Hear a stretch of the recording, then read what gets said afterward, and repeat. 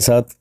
और आज हम बात करने वाले हैं बाल विकास और शिक्षा शास्त्र की जो यूनिट 5 है उसके एक बहुत ज़्यादा महत्वपूर्ण टॉपिक के बारे में, राष्ट्रीय पाठ्यचर्या रूपरेखा 2005 नेशनल करिकुलम फ्रेमवर्क।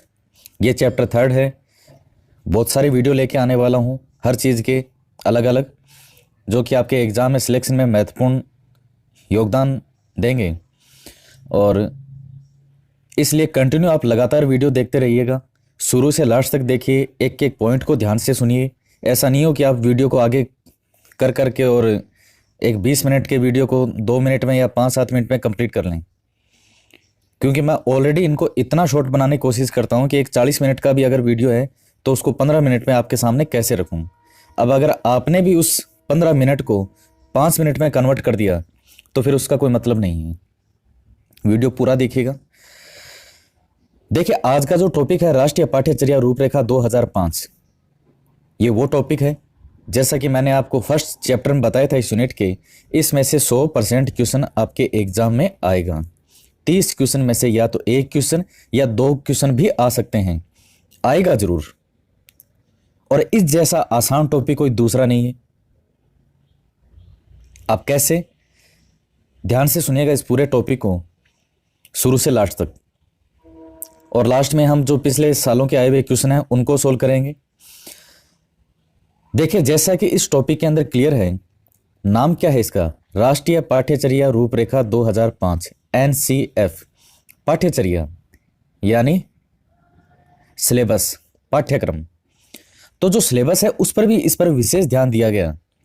अब एक बार आप इस टॉपिक को भूल जाइए, जो मैं आपको पढ़ाने जा रहा हूं, एक बार आप जो एग्जाम के पॉइंट ऑफ व्यू से इसको भूलिए। मैं दूसरी चीजें जो बता रहा हूं उस पर एक बार ध्यान से सुनेगा। क्या बालक का सिलेबस ऐसा नहीं होना चाहिए कि ना केवल वो मार्क्स तो अच्छे आए हैं, इसके साथ ही उसका जो जीवन है, लाइफ है, उसके अंदर में कुछ योगदान हो उसका? आप कहेंगे बिल्कुल होना चाहिए।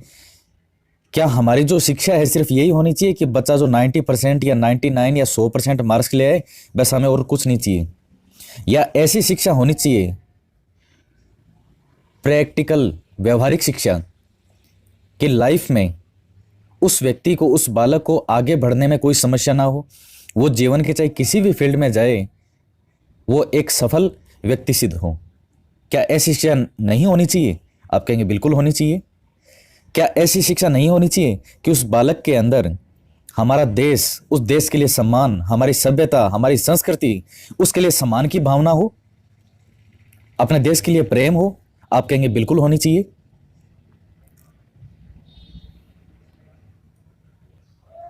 क्या ऐसी शिक्षा नहीं होनी चाहिए कि बालक का मानसिक रूप से पूरी तरह विकास हो, ना केवल एग्जाम के पॉइंट ऑफ व्यू से बल्कि सर्वांगीण विकास हो, चारों ओर से संपूर्ण विकास?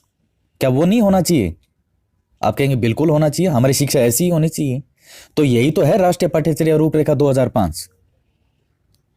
एक समझदार व्यक्ति से कोई क्वेश्चन पूछे कि आप बताइए हमारी शिक्षा में क्या ऐसा होना चाहिए, नहीं होना चाहिए, और वो जो कहे एक समझ होने के नाते भी, तो वो सभी इसमें है राष्ट्रीय पाठ्यचर्या रूपरेखा 2005 के अंदर। कितना आसान है ये टॉपिक है कि आप ना पढ़ें तो भी चलेगा, कुछ फैक्ट है वो जरूरी है। अब देखिए इसको, क्या है ये, एनसीईआरटी पाठ्यक्रम में सुधार लाने हेतु अपनाया गया एक सुधारात्मक कदम है। क्या? एनसीएफ 2005 जो सिलेबस है उसमें सुधार लाया जाए। ऐसा नहीं है कि जो किताबें हैं बस उन्हीं का बहार है और होमवर्क दुनिया भर का इतना कि बालक को गर्दन से इधर से उधर हिलाने का भी मौका ना मिले, तो ऐसा सिलेबस नहीं हो हमारा। भारत सरकार के MHRD ministry of human resource development की पहल पर प्रोफेसर यशपाल, इनकी अध्यक्षता में यह समिति बैठाई गई, जिन्होंने तय किया कि क्या नियम रेगुलेशन जो इसके हिसाब से बनाए इन्होंने। प्रमुख सूत्र क्या है इसका, लर्निंग विदाउट बर्डन, सीखो बिना किसी भार के। छोटे छोटे बालक होते हैं, अगर खुद का वजन 5 किलो है तो उनका बैग होता है 7 किलो का, आपने देखे होंगे। विद्यालय के अंदर उनको सिर्फ और सिर्फ घोटे लगवाए जाते हैं, बस चीज को रटो, और घर जाकर के इतना होमवर्क है कि बस लिखते रहो लिखते रहो लिखते रहो, और अगले दिन फिर वही दिनचर्या। और इस चीज के बारे में जो सबसे पहले ध्यान दिया, जिन्होंने बालक की शिक्षा कैसी होनी चाहिए, बालक पर ध्यान दिया हमारे भारत में, वो थे रविंद्रनाथ टैगोर। पाठ्यक्रम ज्यादा से ज्यादा हमारा कैसा होना चाहिए, व्यवहारिक होना चाहिए। जैसा कि मैंने आपको बताया कि वो बालक जीवन में भी उस पाठ्यक्रम का उपयोग कर सके, लाइफ के अंदर एक सक्सेसफुल व्यक्ति बन सके, उसका इतना डेवलप हो सके। हमारी शिक्षा कैसा होना चाहिए, जिससे बालक को व्यवसाय मिल सके, रोजगार मिल सके, ऐसी शिक्षा हो। और इस एनसीएफ 2005 की शुरुआत होती है, रविंद्रनाथ टैगोर का एक निबंध था, सभ्यता और प्रगति। सभ्यता और प्रगति, आप ध्यान में रखिएगा, इसका क्या नाम है ये आपको याद रखना है, सभ्यता और प्रगति। इसमें एक उदाहरण के माध्यम से ये कहते हैं कि जो रविंद्रनाथ टैगोर है, ये कहते हैं कि जो बालक का बचपन है उसमें सृजनात्मकता होनी चाहिए, उदारता, आनंद, ये बचपन की कुंजी है। लेकिन जो नासमझ वयस्क होते हैं, नासमझ वयस्क में सब आ गए। हमारी जो एजुकेशन जो प्रणाली को बनाने वाले लोग, हमारे घर के बड़े लोग, पेरेंट्स, जो सिर्फ बालक से आशा करते हैं कि बस उसके मार्क्स आ जाएं 90% से ऊपर और हमें कुछ नहीं चाहिए। इस बालक का ढंग से मानसिक रूप से विकास हुआ है नहीं हुआ, ये जीवन के बाकी फील्ड में सक्सेस होगा कि नहीं होगा, नहीं। वो क्या करते हैं, उसमें विकृति पैदा करते हैं, जो नासमझ वयस्क हैं। ये इन्होंने कहा है रविंद्रनाथ टैगोर ने।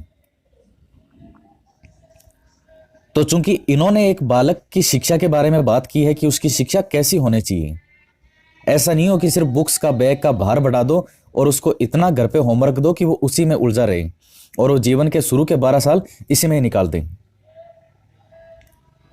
यही कारण है कि हमने एनसीएफ 2005 में रविंद्रनाथ टैगोर जो है, इनका निबंध था सभ्यता और प्रगति, इनकी इन 2-3 लाइनों से हमने इसकी शुरुआत की है। और मैंने इनका पूरा निबंध पढ़ा है, इन्होंने जो सभ्यता और प्रगति का जो ऐसे लिखा है इन्होंने, रविंद्रनाथ टैगोर ने, पूरी तरह से उसमें जो बातें उन्होंने बताई है पूरे लेख में, हमने एनसीएफ 2005 में वही रख दी है। 1-2 पॉइंट का चेंज है, बाकी सब हमने वही रखा है। अब आगे पढ़ते हैं नेक्स्ट। देखिए, इसके 5 महत्वपूर्ण सिद्धांत हैं एनसीएफ 2005 के। सबसे पहला है, ज्ञान को केवल विद्यालय तक सीमित ना रखा जाए, जो हमारा बाहरी जीवन है उससे भी इसको जोड़ा जाए। बिल्कुल होना चाहिए, केवल विद्यालय तक ही हमारी जो ज्ञान है, शिक्षा है, वो नहीं होनी चाहिए।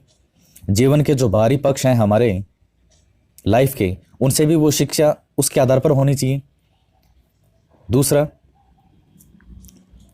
पढ़ाई, ये आप फिर से आ गया, घोटे लगवाते हैं बालक को विद्यालय में, बस घोटे लगाओ, उस चीज को रटो, समझने पर जोर नहीं दिया जाता है।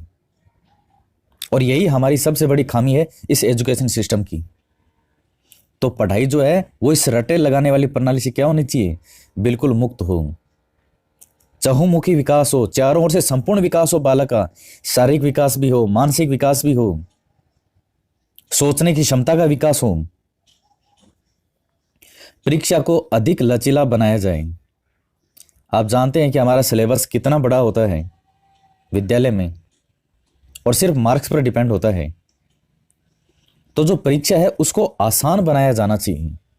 परीक्षा जीवन का एक पार्ट है, एग्जाम, सब कुछ एग्जाम नहीं है। जब आप 10th में थे, आप याद कीजिएगा कि कितना दबाव और कितना प्रेशर होता था आप पे। ये बोर्ड है, अगर इसमें जो नंबर लिया है उसकी पूरी जिंदगी सक्सेस है,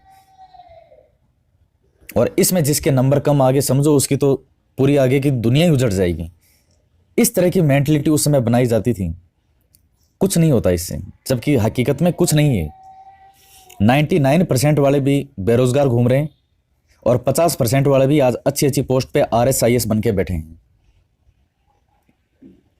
आप देखिए कितना बड़ा एग्जाम्पल दे रहा हूं मैं आपको इस चीज का। समझ विकसित होनी चाहिए व्यक्ति के अंदर, सोचने की क्षमता का विकास हो। केवल रट्टे लगा के और टॉप कर गए तो उससे जरूर नहीं है कि वो लाइफ के अंदर भी सक्सेस हो। परीक्षा के भार की वजह से विद्यार्थी आत्महत्या करते हैं, सुसाइड कर लेते हैं। तो इन्होंने कहा, जो इसमें 2005 है, इसमें कहा गया है कि जो 10वीं की परीक्षा है वो भी ऐच्छिक होनी चाहिए। ऐसा नहीं कि 10th जो बोर्ड है वो हर विद्यार्थी के लिए कंपलसरी है, इसको ऐच्छिक बनाया जाना चाहिए, ऑप्शनल। देश के लिए चिंतन का विकास, हमारी शिक्षा ऐसी हो कि बालक अपने देश के लिए सोचे, उसके देश के लिए प्रेम, देश के लिए सम्मान, हमारी जो सभ्यता संस्कृति, उसके लिए उसके मन में सही भावना उत्पन्न हो। देखिए एक एग्जाम्पल देता हूं आपको, चाइना और हमारे इंडिया में एक बहुत बड़े चीज का फर्क है, शायद आपको ध्यान नहीं हो। चीन के अंदर जब एक बालक विद्यालय में जाता है तो डेली के आधा घंटा जो प्रैक्टिस अभ्यास होता है वो इसी चीज का होता है कि आपका नाम चाइना, माँ का नाम चाइना, पिता का नाम चाइना, देश चाइना, जाति चाइना, धर्म चाइना। वहां के एक व्यक्ति के लिए अपने देश के लिए बहुत निष्ठा होती है। आपकी फैमिली चाइना, बचपन से ही 12 साल तक उसमें इतना चाइना चाइना भर दिया जाता है कि वो अपने देश को हमेशा सर्वोपरि रखता है। लेकिन ये हमारे हिंदुस्तान की कहीं ना कहीं ये कमी है कि सबसे पहले आपका नाम, आपकी जाति, किस क्षेत्र के रहने वाले हो, हर चीज को डिवाइड कर दिया गया है। हमारी फैमिली, हमारा परिवार अलग से, हमारी ये जाति हम इस आधार पर बंटे में, हमारा क्षेत्र हम तो इस क्षेत्र के रहने वाले हैं। देश तो आसपास ही नजर नहीं आता उसमें। बस एक दिन देश के बारे में बात होती है, वो है 26 जनवरी और 15 अगस्त। तो कहीं ना कहीं ये खामियां हैं। बचपन से ही हमारे देश के लिए जैसा हमें बनाया जाएगा वैसे बनेंगे हम तो। जैसा कि वाटसन कहते थे कि तुम मुझे इस दुनिया का कोई भी बालक लाके दे दो, मैं उसे वो बना दूंगा जो तुम बनाना चाहते हो। तो जैसे बालक के अंदर भावना भरेंगे वैसे बालक का विकास होगा। उसके बाद में है भारतीय संस्कृति का संरक्षण व राष्ट्रीय एकता का विकास हो। देखिए ये वो पॉइंट है जो आप अपनी समझ के अनुसार चाहिए, इसमें और भी पॉइंट बहुत सारे हैं। हमारी समझ से आप जो भी कर रहे हैं इसमें बस वही इसके भाग हैं। छात्रों को पढ़ने के लिए रुचि जागृत करना, अध्यापकों में आत्मविश्वास का विकास हो, भाषा संबंधी समस्या जो है उसके निदान हेतु नवीन राष्ट्रीय पाठ्यक्रम। अब देखिए अगर मैं आपसे ये पूछूं, एक बार सिलेबस को आप भूल जाइए, क्या हमारी बचपन की जो प्रारंभिक शिक्षा है क्या वो ऐसी नहीं होनी चाहिए कि हमारी जो मातृभाषा है वहां की लोकल लैंग्वेज उसके अंदर हमारी शिक्षा दी जाए? बिल्कुल होना चाहिए। यही हमारी सभ्यता और संस्कृति है। इस अंग्रेजी के प्रभाव में हम इतना बहते जा रहे हैं कि एक छोटा सा 3 साल का बालक है और घर में हम मारवाड़ी बोलते हैं तो उस बालक को मारवाड़ी बोलने पर, मैंने ऐसे ऐसे परिवार देखे हैं जो बच्चे के घर में मारवाड़ी बोलने पर उसको मना करते हैं, उसको डांटते हैं, अरे मारवाड़ी मत बोल, इंग्लिश में बोल बेटा, इंग्लिश का जमाना है।